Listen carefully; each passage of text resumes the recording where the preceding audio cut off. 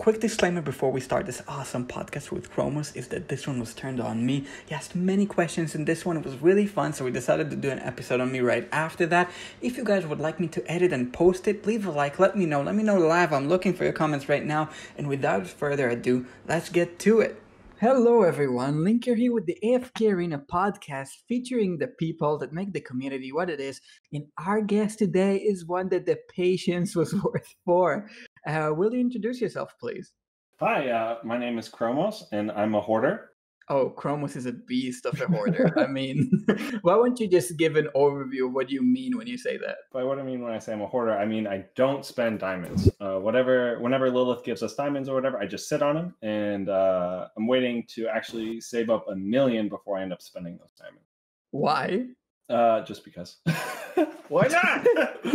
Well, funnily enough, around that, I had come from Idle Heroes, which was another game in a similar vein, and I guess the closest thing to it would be a spending problem on that game where, like, if you wanted to stay competitive in that one, you had to throw down like hundreds of dollars every event to like try and get the best rewards. And so around that time that I was getting really burnt out and like the grind was just too much, ads were popping up all the time for like AFKArena, like this is the game. And funnily enough, oh man, the ads. The ads. And funnily enough too, that model changed the way Idle Heroes worked. Like every day, every reset on Idle Heroes, you have to watch 5 ads to get 100 gems. And all the ads started to be AFKArena, and I imagine that they were losing a ton of money because eventually they're like, okay, nobody watch ads anymore. Everyone just gets 100 gems for free, and like we're gonna call it good there. No more ads. Yeah, driving your people away. But just for the people that don't know, so Chromos is serious when he's talking about saving 1 million diamonds. This is not just an aspiration.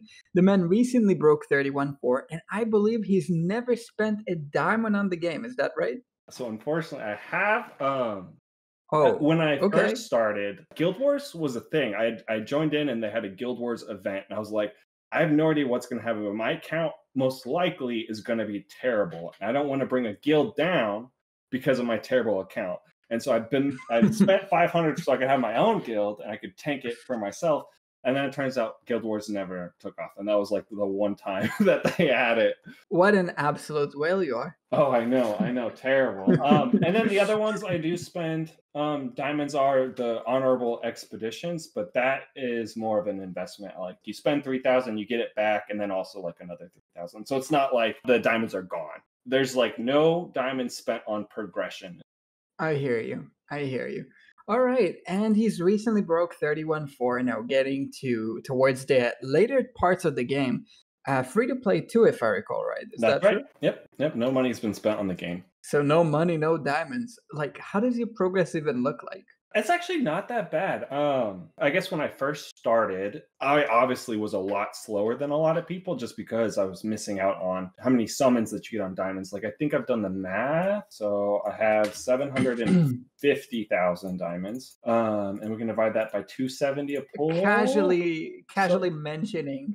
Yeah, casually. I have like 750,000 diamonds, so kind of a big deal. But yeah, so I'm like short about like a few thousand summons, which is a couple hundred epic heroes that I don't have access to that like most people would a year and a half into the game. And so that really makes like progressing difficult just because like I don't have the meta heroes. I just got like my first Pharrell copy like a month ago. Progress without these meta heroes has been a real challenge.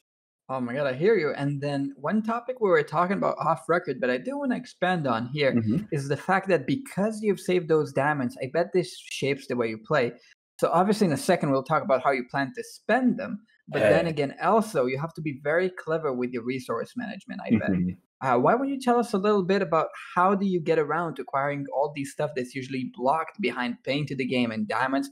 Not just heroes, signature items, furniture. Like, what do you feel you're lacking on? What's your strong spots? Sure. So one of the things that like I think confuses a lot of people is they're like, how do you get all these heroes without spending diamonds? And I think a big portion of the reward package that Lilith gives you, I think a third of that is diamonds. And like you get so much for free on events and voyages and like all these other things where like the diamond packages or the diamond rewards are actually pretty small. And so I'm not really limited in the other areas of the game, like SIs and furniture. I should have just as much as everybody else does, but like every other free to play person does. It's just really that like hero capacity. A couple of the other things I'm missing out on though, my hero box, I'm actually just about tapped out. I'm at like 136 out of 130 right now because the heroes that I have in there are mostly elite pluses or like purple pluses, and I can't do anything with them. And so I don't know how I'm going to get through the next 5-ish months without expanding my box. And then the other one too is furniture. I only have access to a single hotel because it costs like 100 or 300 diamonds to unlock the next one, so I can't do that. Oh my god, I never thought about that. Yep. So I have 4 slots left. One of those is going to be for Rowan. I don't know who else I'm gonna have to wait. I just have to what wait. Are you gonna do? I just have to wait on. Well, the nice thing is I'm close. Like I'm really close to the million, so it's not going to be that big of a deal at the end of the day. But yeah. So but then you can't undo placing a hero. No, you can't undo placing a hero. Also, I messed up. Oh, this is one where I'm like, I was so close to like spending the 100. Was I didn't understand how dimensionals worked and how, like, once you link a dimensional, you can't use them in the other half in multi-stage fights. And so, I linked I linked Arthur to Thorin. And oh my god! And now I can't. And you need both. Like both of those are super clutch, and I can't. You're FTP. And I can't do it. I can't unlink them, so I have to wait. This man is a free-to-play player who can't use both Gwyneth set with Arthur and Thorin. Nope. Well, funny enough, I don't even have because it costs 100 diamonds. It costs 100 diamonds. The other one too, I have 3 heroes in the rickety cart that are above level 100 because I can't reset them, and so there's like just funny things where like you could have spent 20 diamonds there or whatever, but like I really wanted the goal of the account to not be compromised, or I guess the essence of the account not to be compromised. Where if I say I'm not spending diamonds, I'm not spending diamonds. The only thing that got this man to ever spend diamonds just to have his account not suck for Guild Wars, which I think is a great cause personally. I really miss that event. Yeah. What do you think? No, agreed. It's one of those. Well, the thing is, because I joined right when it started, I didn't even get to like participate. But like the idea behind it's really, really cool. I think we get a little bit of that with the Abyssal Expedition, just because that is like malicious fighting against each other for like the top ranks on the leaderboard, and that really like flexes your like guild communication and collaboration, but like doing actual fights against guilds. All right, and another thing I wanted to ask you about. So another place where people might know Chromos is from is Reddit. So he's an active community member. He's also on my Discord, close invite right now, but on many others as well. I heard that you're communicating with a lot of people, and I've seen the community response to your Reddit. One thing I wanted to ask you is, what do you feel is the response right now, and are you surprised by anyone? Initially, like I think the response now is amazing. Like every time I post on Reddit, like I get a huge positive response, and every time I post like on the community forum on AFK, I get a huge positive response.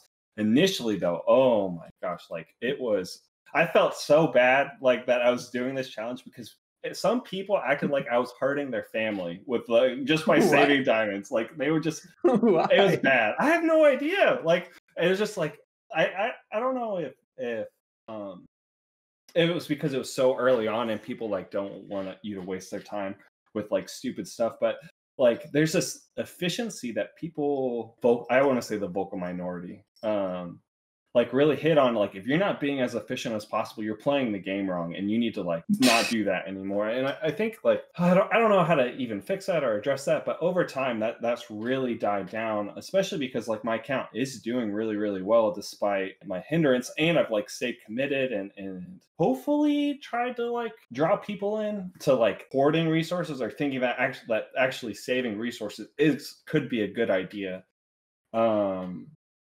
And then also people like whenever I post on Reddit or on the community tab, people always message me and be like, hey, I'm like doing this, like without fail. I actually posted yesterday on the community one just to celebrate the 750,000.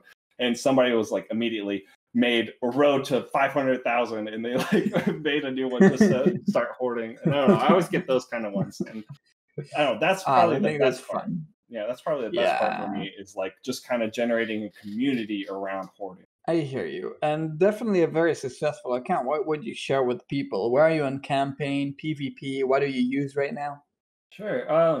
So right now I'm on 31-36. I have my two primary damage or carries are Isold and Diamond. And funnily enough, Diamond. You just called him Diamond. oh, what? How do you say his name? All right, guys. I just want to clarify. Chromos just called this carry Diamond. Having that said, he never uses diamonds. Nope. So just so that you guys. That's perfect. I mean, I'm a second language speaker. What do I know? I know people call him Damon. Damon. That's probably makes more sense. I like Diamond just because it's so close. It's so close. Didn't even think about that. Didn't think about it. It kind of like it makes up for your lack of. Exactly. Oh my But god. yeah, so I think if you like look at the way my account shifted, and also on Reddit too, where I try to keep as like detailed records as possible because I thought that was interesting on Reddit, and then turns out it wasn't very interesting. Not very many people liked it. But if you go back and look over my account history, you'll see kind of the evolution of my account where like primarily in the early stages up until like chapter 23, it was Shamira all the way. All grave one. Yeah, all grave one. And then around that point, everybody was saying like light bearers, they're the greatest thing ever. Like, oh my gosh, like everybody needs a light bearer team. And then people realize around chapter 26, 27, oh, just kidding, that doesn't work anymore. We need Aeron or how he says like Iron Cops. And then because my account is like so hard to pivot and shift, it's really hard to like stay on top of like what's good in the game. And so I just because I had like seen that light bearers, that was the team to go. I had started investing pretty heavily into that. They were saying like, oh, you actually have to shift into Aeron and Sophia and all that kind of stuff. And it was like, I can't, like, I don't have the resources to. So at that point, I started saving up, but saving everything, not just diamonds, but like all scrolls, all soul stones, all whatever, up until a new meta emerged. And around that time, like probably 3-4 months of like hardcore saving, Diamond was announced and the furniture update came out, and somebody posted on Reddit that like 3 of 3 furniture with Isold is completely broken, and they showed a video of just Isold popping. I was like, holy shit, I need that right now. And like that day I like popped, I think I had 300 like scroll summons saved up, I had like 20-ish epic soulstones saved up, and I like blew everything. Do you use any resource? I'm not going to comment on that right now because I have a surprise for the community whenever we hit the 1 million that I don't really want to get into so much, but I guess I do use any resource. The only thing I don't touch is diamond. Okay, and I think that's one of the hottest topics. So obviously, Chromo, since the very start, was talking about road to 1 million. And despite the unbelievers, despite the people who had no faith, he's on the road. He's over half the way. And the burning question I feel everybody has is what's going to happen? Like sometime you're going to hit the 1 million. What? So that's been eating me up inside. So initially, when people asked, I was like, "Oh, I'm gonna stargaze for like a full Hypogean team because they're like my favorite design class, like favorite design and cool story and like cool abilities that like I want to go into that." And then it was just like, well, my account is so far behind that like I've done the math. Like with the 1 million diamonds, I can get 26 normal heroes ascended. That I could pretty much just like max out my account in terms of like ascended heroes. But if I do that, then like what makes my account special anymore? Like if I was going for efficiency, I should have just spent the diamonds along the way. And so I think right now what I'm going to do is actually just throw it all into Stargazer and just like get the most OP like heroes out there that like no other free to play can get because they didn't do like this specific thing. And so I think I want to finish off the twins. I want to finish off Taylene. Like Taylene's almost mythic. I should get her mythic. And then the twins. And then I've heard really good things about Lucretia. I have no idea how to say her name, but the new Hypogean that just came out, like that, she can solo carry like she's 1v5. A 1v5 cheese comp. So have like another cheese comp for like the later stages, I think is going to be huge. And then the animated portraits, like those are so good looking that I want to save. I don't want to like spend like even when I hit the 1 million, I don't want to spend those until the next Hypogean comes out, and I want to get their animated frame just because like what free to play has like a Hypogean or Celepogean frame that I think that'll be like that'll make my account special, even though I don't have the million anymore, or I just don't spend them. And I really troll the community. with the silent caveat in the end there. And all right, I definitely hear you. I think that's one of the things we even talked about offline a little, about how your diamonds is the only thing that will stay relevant as the game moves on. So a lot of those free-to-play players that have started when you did and started spending when you did, I mean, they might be slightly ahead, or even not that slightly ahead. Actually, but then no, they're not ahead. So I'm actually on the top 50 for my server on the leaderboard, on the campaign leaderboard. Yep. I'm on an older server, and we know kind of like I'm curious like how the newer servers are just generating so much like that newer servers like in the 600 range, their leaderboard looks better than my leaderboard, and they've only been out for like a few months, and so I don't understand. What server are you at? I'm on 120. So oh my god, I think you're lucky. Yeah, maybe like my server. I'll actually pull it up right now, and we can kind of see. But yeah, I think the highest person isn't even in chapter 34, or maybe they just got into 34. But yeah, for having such an old server be that far behind is kind of interesting. 34-12 is the highest one. Oh, I've dropped. I'm only 46 now. But still, like without spending diamonds, I'm on there, and that feels just like, oh, that feels all these nasty diamond spenders up there on the I know. Can you believe the gall on those people? My goodness. oh my god, it's terrible. It's atrocious. And yeah, obviously, so those diamonds are going to stay relevant when you spend them. So that allows you, when something really new comes out, whenever you decide to pull out the big guns, you can gain access to stuff that nobody else free to play can ever dream of. Like, imagine if you did this when Talene first came out, and you just decided, oh, whatever, I'm just going to stargaze. The God comp, for example, would make you tons ahead. And I bet like you're waiting on the right feel, something good too. Alongside reaching 1 million, obviously. And I have to include this because this is something that I feel like people should know. I heard that you're planning to have a community event, something that we can take part of when you're doing the crazy thing that you're going to do. I don't know if it's going to break the game. I don't know what's going to happen to little servers, but that's the most diamonds they've seen come out of one account in one time. I'm worried I'm going to get banned. Like, how did this guy get 1 million diamonds? So, I don't know. Just looking at daily transactions back out. You have like a Lilith cleric, and they see like, okay, this guy did 2 stargazers. This guy did like 3 summons. Vulcan got like 2 Taleens and 2 summons. I got to get some more people in the game so we rig his luck, whatever. Schemes here. And then this guy just summons like 50,000 heroes.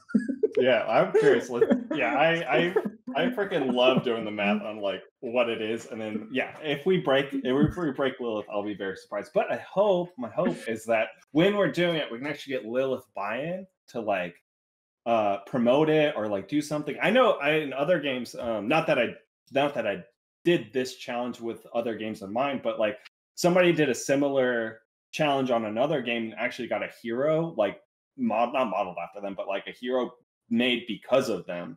And so I think that'd be really cool too. That's just like a pipe dream though, if it would ever happen. But oh man, that would be so awesome.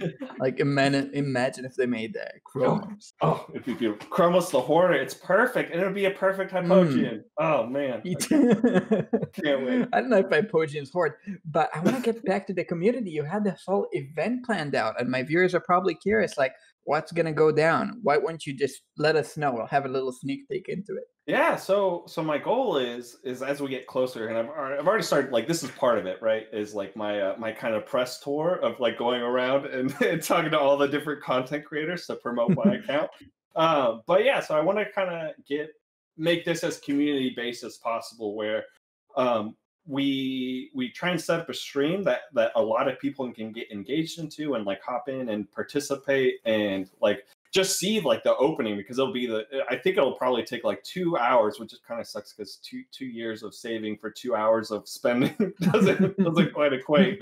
But it'll be just cool, just because like I don't think I would have like even gotten close to getting to the 1 million without like all the positive feedback from the community. And so like to give that back, because so many people have like been waiting for so long. Like I've been friends with a guy since I started, and he reached out, and he's also been doing the same thing too. But like it's just been like to the friendships that I've made on this game and like the relationships that I've built just because of this, like to give that back, I guess, through spending the diamonds, I guess. I don't know. That's just really important to me.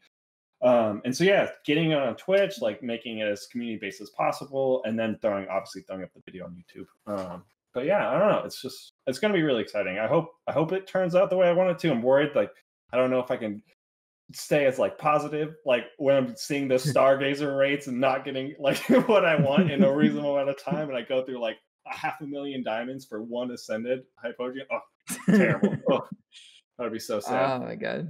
Real wholesome though. The message of giving back, I think, is a really wholesome thing to do. Yeah. I mean, that's the thing, is like the community has been really great. And like one of the things too I kind of want to chat about with you was, with a lot of other mobile games, they don't have like as jazzed up of a community. Like if you look on like Black Desert Mobile or like Marvel Strike, like any community that is on the highest grossing, I guess, if you look on their Reddit, they have like 10 times fewer the amount of like members. And so what do you think about the community? Like, what do you think about AFK makes the community so jazzed up that they want to actually like subscribe to the subreddit and be a part of the Discord and all that kind of stuff? Do you have an idea of why that is? That's a good question, putting me on the spot. Hey, I think, like, reverse interview. obviously. No, I don't mind. I don't mind. I think, like, obviously there's diamond reward, but it's not that big, and I don't think it's that's seeing the finger and not where it's pointing at. I think the big part of it is going to be how engaged initially the community is. So you look at the kind of people that play AFKArena, and I've looked. I looked at my channel, I look at my Discord, I look at different content creators, and you see, first of all, like some things stand out about this community that don't stand out about other games. You see a lot of people that have a lot to do with computers or finance or numbers. And you see a lot of people that are really intrigued about the engine, especially people on this channel probably. And like on a wider audience, you see so much to talk about. You see the heroes, I think a lot of it has to do with the fact that the game itself intrinsically has such high value that it attracts people that are more willing to take what they enjoy and make a hobby out of it, if that makes sense. Yeah, no, it definitely does. I guess you could say like easy to learn, hard to master. I definitely think that a lot of it has to do with the fact that you might think, hey, how do I get people that are so deeply engaged with this game? Like you talk about Shazam, you talk about Vulcan, you talk about people that shape the community. Obviously, people like yourself that take these challenges, people like Kale that brought the community up, people like May, and you think, okay, what would attract them in the first place? And I'm saying, okay, so obviously it's a very deep game. Obviously, it has high quality community that's very supportive, but I think another key part of it is audience retention. I think another key part of it is going to be the fact that AFKArena started as a casual game, developed into something that's a little more interactive, but you have a lot more people that make it to the later stages than you do in other games. So you talk about idle heroes, you don't see many people ascending the levels. You probably know that better than I do. You talk about anything really, and the amount of people I think that make it to the initial benchmark. I'm not even talking endgame. I'm talking like chapter 10, chapter 15. I think is significantly higher than what you'd see in other games. Interesting. One of the things. Do you agree? No, I definitely do. So looking back too on my old Reddit posts, like I submitted the first one where it was just like I'd been playing I think a month and a half. I'd saved up 50,000 diamonds or whatever, and people are talking about how 9-20 was like the breaking point for free-to-play players at the time. And it was just like, looking back on it, that was the breaking point, was like that early stage. And now like we're 37th out or whatever. And like, who even knows how to do that? Holy shit, it used to be difficult. It had that work though, you remember? Yeah. It's like, I think it has this mythic now. I think it's the first level with mythics, and it has 121. So it's kind of a harder stage. For two reasons, because both that I get their abilities. Yeah, I think in a lot of senses, like if you talk about early game, late game, I think this is one thing that you see kind of reflect. Like you see how 3 to 9, obviously it's very easy. And then about chapter 9 to 12, the game is really trying to increase hero difficulty in brute force. So you'll see the levels not rising as fast. If up to 9, it's like 15 levels per chapter, and like 12, it's like 10 levels per chapter, if I remember right. But the ascensions rise. And I think what this drives to do, and I think there's been a lot of thought into this part, is that the enemies get stronger, but they don't unlock new abilities. And this allows newer players that understand basic synergy. I'm not talking about like advanced stuff. I'm talking about, hey, Arden roots people. Maybe if I protect him, it roots more people. Like this kind of stuff, I think gets highly rewarded. And I think this draws out the strategic part of players, for example. Little things that are really well thought out like that, like benchmarks and progression is going to be what really is one thing that really drives the retention in this game. For sure. But I think that's the kind of a double-edged sword, because when I was talking about the light bearer meta and like how like you need to build light bearers because that's the strongest thing ever, but it goes back to how you shoot yourself in the foot, because at a certain point they die immediately and there's like nothing you can do about it. But the problem is you've already invested. You're saying light bearers die, and I'm gonna be no, my Rowan doesn't die. And you mean obviously the Belinda set. Right. Like so yeah, so like the Belinda comps. We'll go with the Belinda and Lucius, and like how those were your top tier heroes up until like chapter 26, 27. Right. But at that point, you've invested into that. Like, I know people, like I've done it, and people in your Discord have, but they have like plus 30 Belinda because like that was super strong. It sounded strong on paper, and it's what you needed to kind of get past whatever block you had. But it ultimately falls off and gets dumpstered. Like they die immediately. Like they get sneezed on and they fall over. But the thing is how does that happen? Like I don't think the comps get like very different, but like at a certain point something happens and they just like sneeze and fall over. And so yeah, so like the new systems that Lilith adds, it makes it so that you have to invest more into your comps that are already working. You can really shoot yourself in the foot by like continuing to like keep investing in comps that aren't very good, if that makes sense. And so let me honestly, I think that's great input. Let me unpack that. So we're talking about the difficulty curve at first, like early game scaling down to late game. And obviously you have these little points where I talked about that they get those new abilities and then they get ascension. So it rewards players for synergies. And I think your response was more to it than people would get at first glance, because you're talking about different points where the difficulty curve was done really right. So a few things that the game does. Obviously, you have other games. You talk about Dragalia, you talk about Genshin, you talk about any other game where they really reward you into investing into something very specific. And eventually it just gets tiring doing the same thing over and over. And the AFKArena, I feel, is one of the places where if you want to have another hero that's invested, you can just do it. Like you can experiment those different strategies.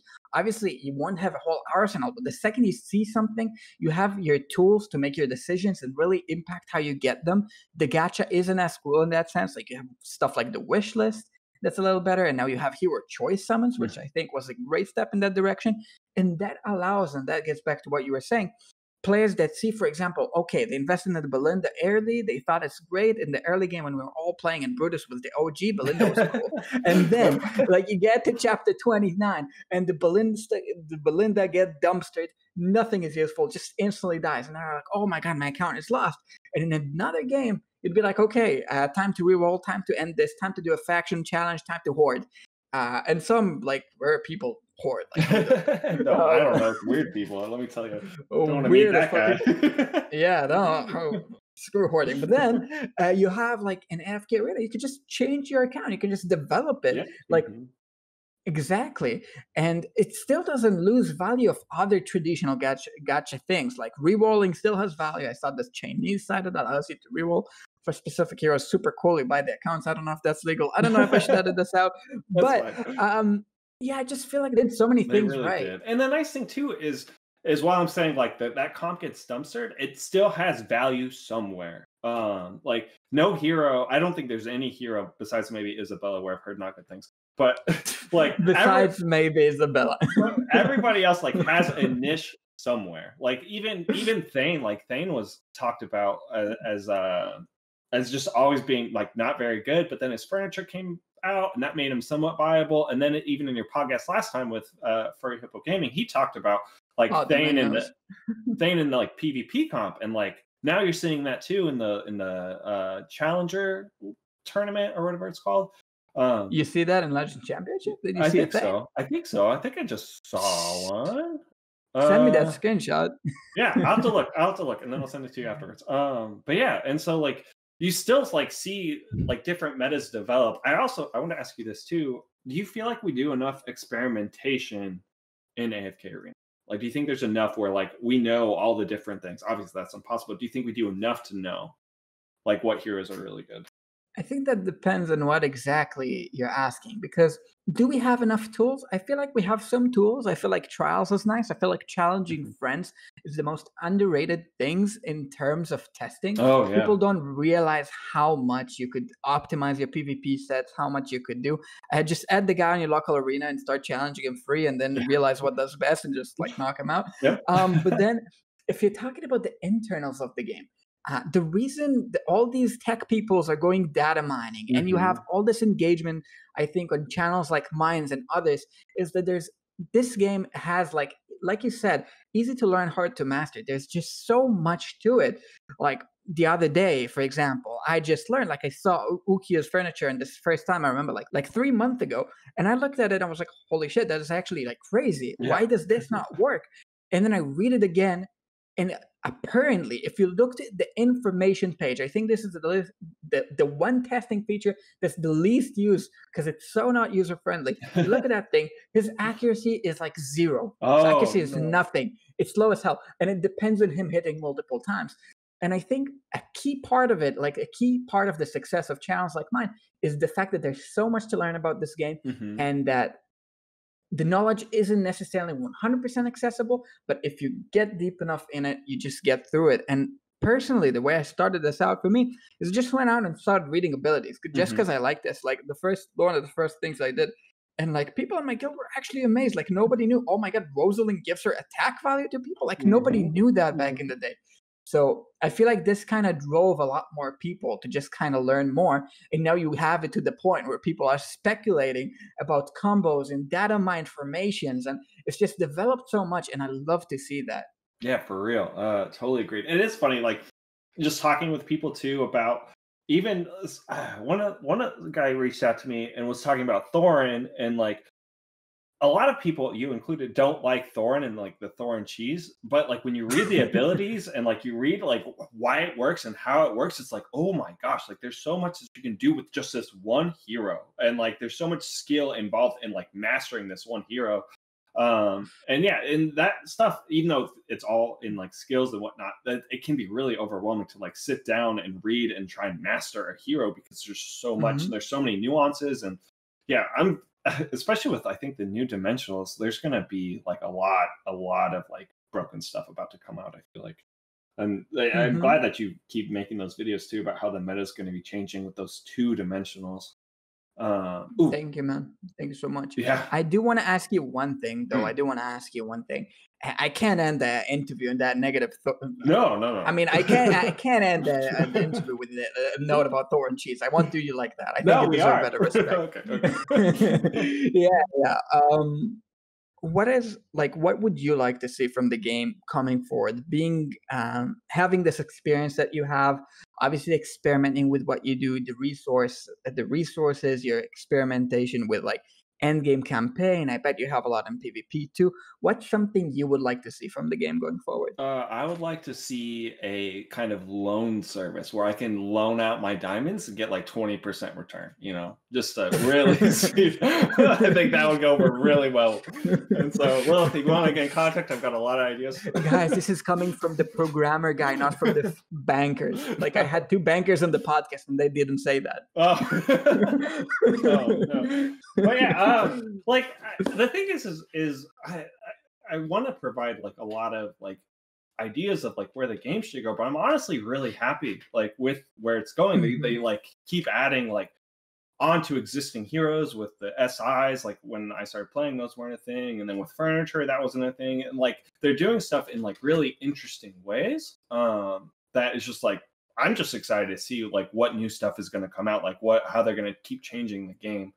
And so yeah, just keep iterating. I think that like Lilith does a really good job of like throwing out new ideas, and if they don't work, they iterate on them. So I know that there was a kind of a lot of controversy around the trading hub, but I think that's really exciting is that I don't think it went over very well the first time, but they have the framework there to iterate on top of it, to like hopefully they have like a ton of data and a ton of metrics that they can take that feature and start iterating on it and make it better for everybody.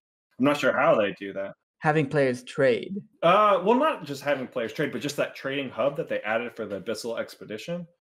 I think the fact that they have that framework down, and even though it didn't go over well, they can really start iterating on top of it to hopefully make it to be a feature that people actually want to use and participate in. Because yeah, I think it went over really bad. So like which part are you saying you like the auctions of it? Well, I mean, just the idea around it of like, hey, like you can get really good items if you participate really well in your guild or with your guild. And if those items don't pan out, somebody else will want to go buy them. I don't know how it worked out for your guild, but like for mine, I sold like my militia sold 2 chests. And it was just like, what was this even for? And so figuring out, I wish like I could see the metrics behind like Lilith and like what they're doing with that information, just because like, I can't imagine they expected that to torpedo. How many chests did your guild sell or your militia sell? So yeah, obviously developmental guilds, so not as many chests. Like I think we got like 3 or 4 because we had like one guy super nice, Funk. Shout out to Funk. But yeah, I think that mechanic isn't well designed right now. But I definitely hear you about how cooperating with your guild, having that framework down, to eventually get everybody more resources is something very fun, especially coming from a guy who spent his only ever diamonds on the guild wars to not suck. Chromos, I've had a lot of fun having you on. I think this was really fun, especially for me. I hope it was fun for you too, and it's a pleasure having you, and I look forward to having you back. Thank you. Hey, I also have questions too. I would have reverse interview questions.